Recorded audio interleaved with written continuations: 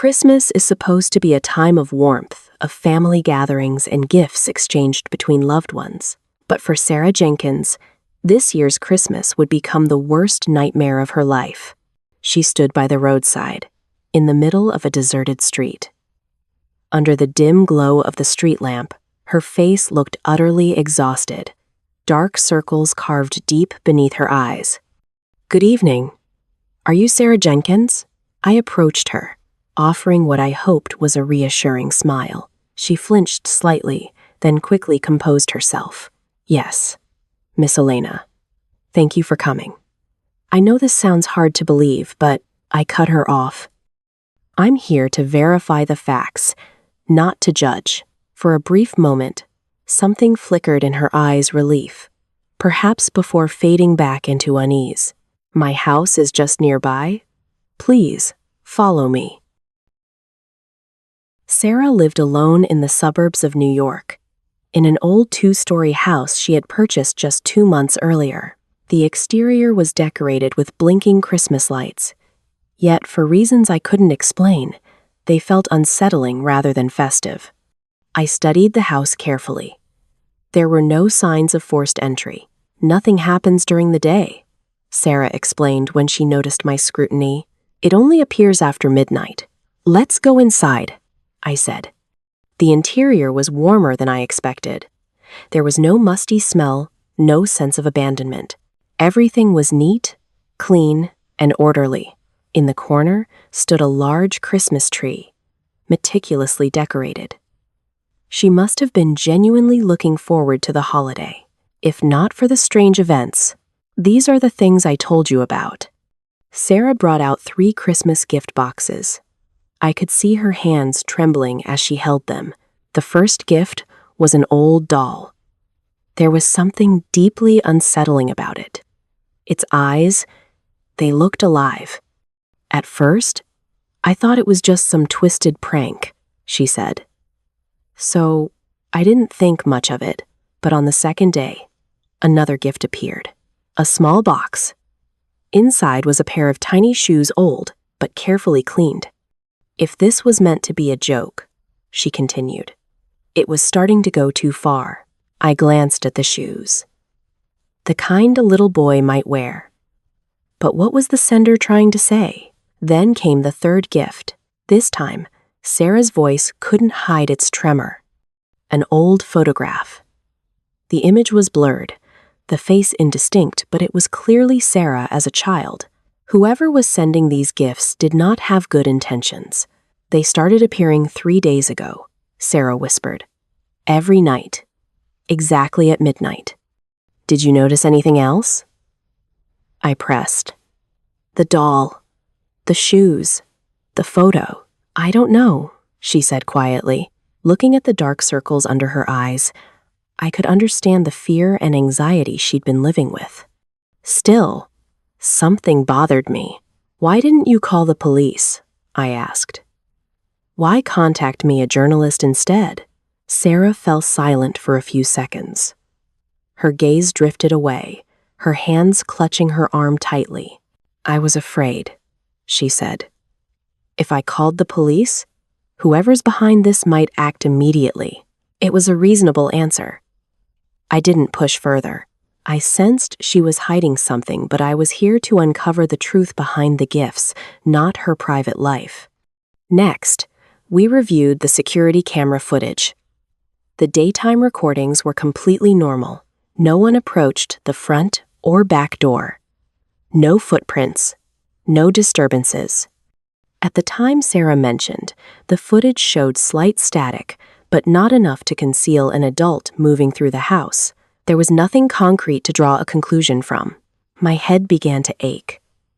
Most of the strange cases I wrote about eventually had rational explanations. Seeing is believing. I decided to stay overnight at Sarah's house. "Would it be okay if I stayed here tonight?" I asked. "Really?" Sarah's eyes lit up. "You must be hungry. I'll make dinner." Perhaps having someone to share the burden with helped Sarah seemed noticeably calmer. She went into the kitchen while I sat on the living room sofa, trying to piece together the identity of whoever was behind this. Unfortunately, every line of thought led nowhere. If I couldn't witness it myself, speculation was meaningless. Near midnight, we sat facing each other in the living room. Sarah kept glancing toward the Christmas tree. Her body trembled slightly, anxiety clear in her eyes. We sat in silence, broken only by the ticking of the wall clock and the wind outside. 11:59. I watched the camera monitor. Nothing unusual. 12. When the second hand reached 12, there was no loud noise. No doors opening. No footsteps. Then suddenly, music echoed throughout the house. I turned my head. A gift box had appeared on the dining table. The wrapping paper was fresh. The red ribbon neatly tied almost proudly. I opened it. Inside was an old music box. A slow, nostalgic melody drifted out, heavy with memory. On top lay a small note, "Merry Christmas, Sarah. I know your secret." Sarah collapsed onto the floor, sobbing uncontrollably. "Sarah, calm down." I rushed to her side. "Look at me. I'm here." She shook her head violently, terror flooding her eyes. "No," she cried. "It knows. It knows already." "Knows what?" I demanded. But Sarah was no longer lucid enough to answer. I quickly wrapped a blanket around her, then stood and shut off the music box. Only then did she begin to calm down. After a while, her sobbing subsided. "I'm sorry," she whispered. "I've caused you trouble." Her voice was barely above a whisper. "It's okay," I said. "You can leave if you want," she added softly. "I won't blame you." I looked at her carefully, as if trying to see through the secrets she carried. "I'm not going anywhere," I said. "Not tonight." There were only 3 days left until Christmas. Each gift felt like a ticking countdown leading towards something terrifying. The next morning, I walked around the neighborhood. Neither of us had slept at all. That eerie melody from the music box echoed in my mind every time I closed my eyes. The suburb looked like hundreds of others I'd seen, quiet, orderly, and seemingly without secrets. Most houses were occupied. Kitchen lights glowed. The scent of coffee lingered in the cold air. Everything felt too normal to match what had happened the night before. The first neighbor I spoke to was a middle-aged woman living across from Sarah. When I introduced myself as a journalist, she frowned slightly. "Is something wrong?" she asked. "I'm looking into a few things around the neighborhood," I replied. "Have you noticed anything unusual at night?" She shook her head almost immediately. "No," she said. "It's very quiet here. Everyone knows each other." "What about 20 years ago?" I asked. "Anything memorable?" She paused, pulling her sleeves tighter as if the air had suddenly grown colder. "That was a long time ago," she said. "Some things are better left unspoken." The following conversations followed the same pattern. General questions got easy answers. Specific ones were met with avoidance. I returned to Sarah's house near noon. She sat at the dining table, hands wrapped around a cup of cold tea. "Did you find anything?" she asked quietly. "Not enough to be sure," I said, "but it's clear everyone is avoiding something." Sarah let out a dry laugh. "I figured," she said. "They always do."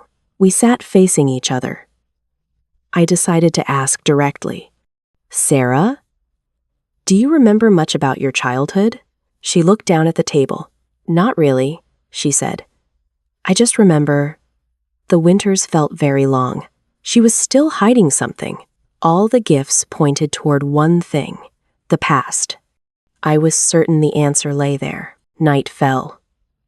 The snow thickened, isolating the world outside.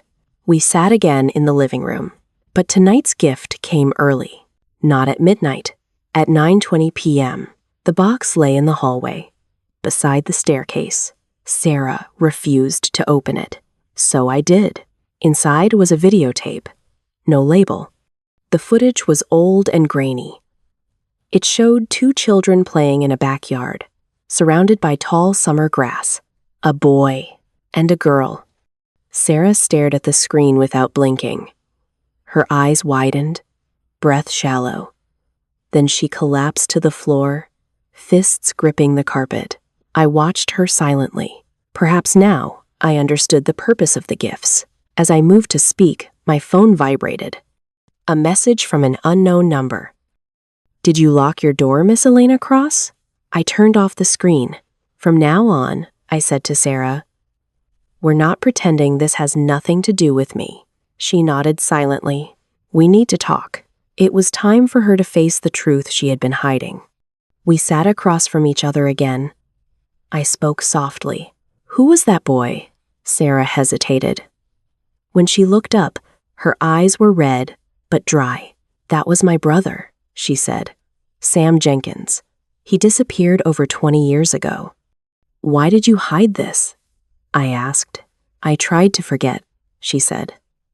"I thought if I never talked about it, it would go away." I pressed further, but her answers remained vague. Her stubborn silence frustrated me. I unlocked my phone and opened a contact labeled, "Sherlock at home. What is it?" The reply came almost instantly. "I need you. Same place. Tomorrow." If she refused to speak, I'd use the one skill every good journalist masters. Digging up the truth. If not for me, then for her. I was going to drag the culprit into the light. I left Sarah's house early the next morning, but the story didn't leave me. On the train back to the city, I opened my notebook and realized I'd written far more than necessary for a simple blog post. There were details I couldn't explain, and others I had deliberately left unwritten. The message from the unknown number the night before hadn't been a direct threat. It felt more like a reminder, and to send a reminder like that, whoever it was needed to know who I was, what I was doing, and how much I already knew. Back at my apartment, I checked my email, social media accounts, and old articles. There were no signs of hacking, but something became painfully clear. Everything about me was public. My past trips, the cases I'd investigated, the articles I'd published. If someone wanted to keep tabs on me, they wouldn't need to get close. That afternoon, I went to a cafe to meet the person saved in my phone as Sherlock at home. Despite the nickname, she was very much a real police officer. The name was just our way of teasing her an inside joke about her habit of overanalyzing everything, even when she was off duty.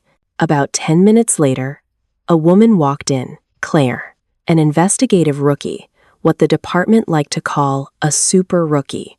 She was about my age, 26. Blonde hair, blue eyes. I had to admit, she was beautiful. But the dark circles under her eyes told a different story. She looked exhausted, barely holding herself together. "Make it quick," she said as she dropped into the chair across from me. "I don't have much time." Without asking, she reached for the coffee I'd already ordered for her. I didn't complain. Partly because we were close enough for that kind of behavior, mostly because I was fairly sure that without caffeine, she'd collapse right there on the floor. "I need you to look into someone," I said. I slid a folder across the table, along with a photo of Sarah. Claire raised an eyebrow, giving me a strange look. "Let me get this straight," she said. "I'm the cop. Or are you? Since when do journalists casually demand police resources?" "Come on, Claire," I said quickly, lowering my voice. "You really think I'd misuse someone's personal information?" She stared at me for a moment longer, then sighed and picked up the folder. After skimming through the documents, her expression changed. The teasing disappeared, replaced by focus. "All right," she said. "I'll get back to you by tonight. No later." She stood up, wobbling slightly as she did. Watching her like that made me uneasy. The title Super Rookie wasn't handed out for nothing. She'd worked herself to the bone for it. I finished my coffee, paid, and left the cafe. I rushed to catch the train back to the suburbs of New York. The truth was close now. By the time I arrived, dusk had settled in. The snowfall was heavier than before, blanketing the road in front of Sarah's house and muffling every sound, making the world feel distant and unreal. As I approached the house, I passed an elderly man walking in the opposite direction. He was in his 60s, maybe older. Thin white hair, a cane supporting him as he moved slowly through the falling snow. "Well now, a new face?" he said with a friendly smile. "Good evening." "Oh, hello," I replied. "I'm here on some business. If there's anything this old man can help with, feel free to ask." I didn't have high hopes, but I asked him about the history of the house anyway. He fell silent for a few seconds. Just as I was bracing myself for another evasive answer, he spoke. "The whole town believes that house is cursed," he said. "That's why no one likes to talk about it." He chuckled. "But I don't believe in superstitions. Please," I said quickly. "Tell me." He nodded. "Happened over 20 years ago. A family moved here. They were friendly, well-liked. Everyone adored them until one day, their 2 children went out to play and never came back. No signs, no traces. It was like they vanished from the world. The entire town helped search for them, but misfortune followed anyone who tried. Some went into the forest and never returned either. After that, the Jenkins family was shunned, feared." He stared at me, a strange smile forming. "In the end, grief and despair took their toll. The rest," he said softly, "you'll have to figure out yourself." With that, he walked away slowly. I stood there, stunned, trying to process what I'd just heard. About the 2 missing children, about the Jenkins siblings. At the same time, my phone buzzed. Claire had sent the files. After skimming through them, my chest felt heavy. I locked my phone and hurried toward Sarah's house. Inside, Sarah sat in the living room, both hands wrapped around a cup of coffee as if it were the only thing keeping her upright. We faced each other from opposite ends of the room, keeping our distance as if speaking too loudly might break some unspoken pact. She looked at me as though she already knew everything was exposed. "I knew you'd find out eventually," she said with a weak smile. I didn't respond. I simply walked over and sat beside her. "It wasn't a ghost," I said quietly, "or a curse. It was all done by a sinner. When it happened, I was the one who pushed Sam into the well." This time, Sarah broke down completely. I didn't mean to," she sobbed. "I was just too scared to face it. So, I ran. I kept running. And when I finally looked back, 5 years had passed. When I finally found the courage to return, it was already too late. My parents, they were gone. They'd already passed away. If only back then." I watched her in silence. The secret she had carried for over 20 years had been eating away at her heart.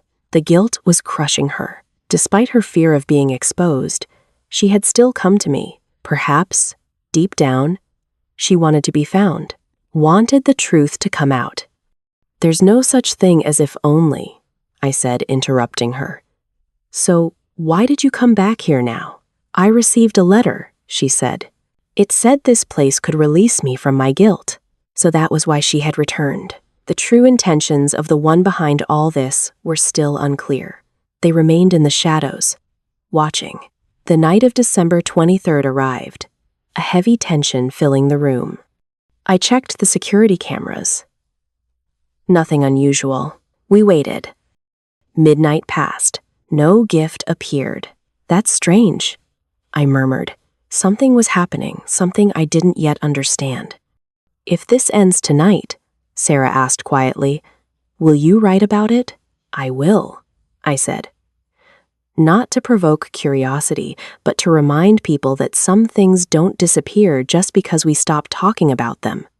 She looked at me, gratitude and exhaustion mixed in her eyes. Then my phone vibrated.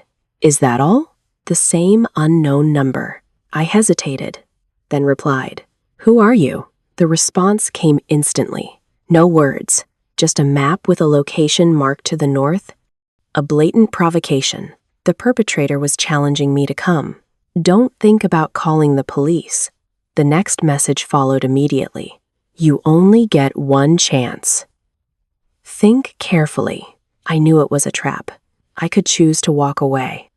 But when I looked at Sarah, slumped, hollow-eyed, exhausted from days without sleep, I knew the danger wasn't over. As long as the culprit remained in the shadows, Sarah would never be safe.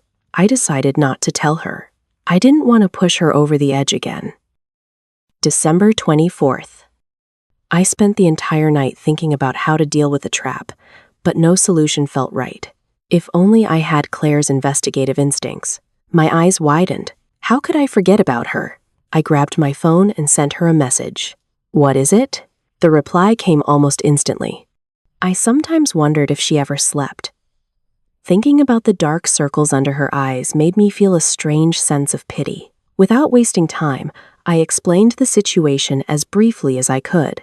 Address? I sent her Sarah's location. I had no idea what she planned to do. But somehow, I trusted her. I waited. This time, there was no reply. With no other choice, I put my phone away and went out to follow the only lead I had. That marked location on the map. Someone around here had to know it. Almost instinctively, I thought of the old man from the other day. He'd been willing to talk before. Maybe he could help again. I walked along the street for quite a while before I finally spotted him. Sir, thank you again for the information you shared the other day, I said as I approached. It's nothing, he replied with a smile. Do you need help again? Yes. I was wondering where this address is. I showed him the map. Isn't that the old storage building to the north? He said. The one that used to hold local records. They're planning to tear it down after Christmas. Relief washed over me. Could you show me the way? I'd like to, he said, but it's quite far from here. How about this? I'll drive you there tonight. I hesitated. This trip carried real danger. I didn't want to drag an outsider into it. Why tonight? I asked. I have to go into the city first. I won't be back until late afternoon. With no better option, I agreed to wait. I just realized I never introduced myself, I said. I'm Elena Cross. I smiled awkwardly. He had helped me so much, yet I didn't even know his name. Harold, he said. I returned to Sarah's house and told her I needed to step out briefly to check a lead. I promised I'd be back before Christmas Eve. She stared at me for a moment, then nodded. While waiting, I prepared for a confrontation. A pepper spray, hoping I wouldn't need to use any of it. 7 p.m. Harold finally returned. His car stopped in front of Sarah's house. I got in. The car rolled along snow-covered roads. We exchanged small talk during the drive. He asked why I was going to the warehouse, but I brushed the question aside. I didn't want to involve him any further. Just as Harold had said, the road was complicated. The building stood isolated on a small hill. He stopped the car and pointed ahead. That's the place. I thanked him and stepped out. Do you want me to come inside with you? He asked. I don't want to trouble you anymore, I said, shaking my head. All right. Be careful. I'll wait out here. The old warehouse stood motionless in the snow, less like a building and more like a forgotten memory. I paused at the metal door, listening. Nothing. The door creaked open. Inside, weak fluorescent lights illuminated rows of old filing cabinets, most of them covered in dust. There was no immediate sense of danger, just the smell of old paper and cold air. I began searching through the cabinets, looking for anything connected to Sarah's house or the people who once lived there. The familiar routine steadied me. Notes. Photos. Marking details to cross-check later. I checked my watch. Time had slipped away faster than I realized. I'd arrived at 8. More than an hour had passed. No sign of anyone else. The unease grew. I pulled out my phone to call Sarah. No signal. Then my phone vibrated. A message. Some things must happen without witnesses. No sender. A chill ran through me. Sarah was in danger.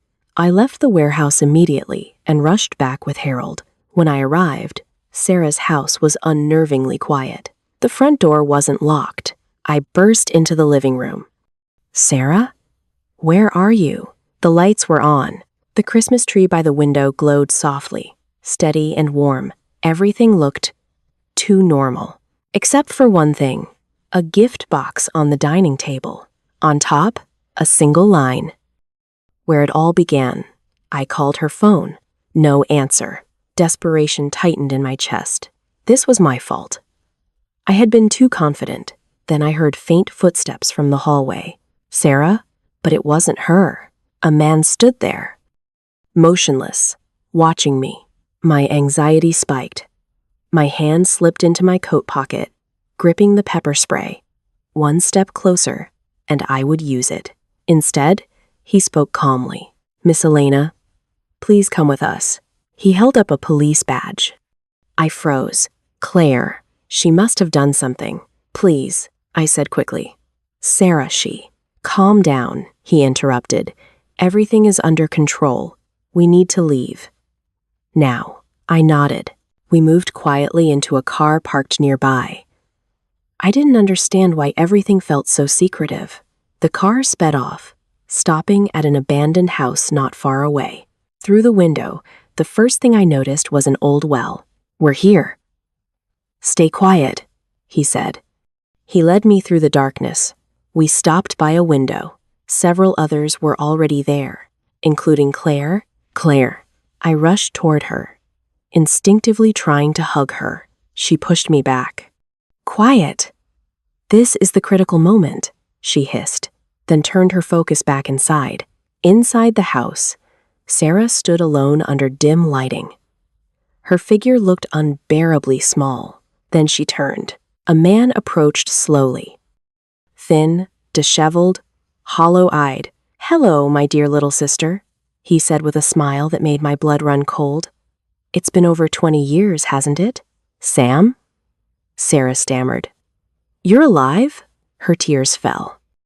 Not from fear, but from the realization that what she'd been running from for 2 decades was standing right in front of her.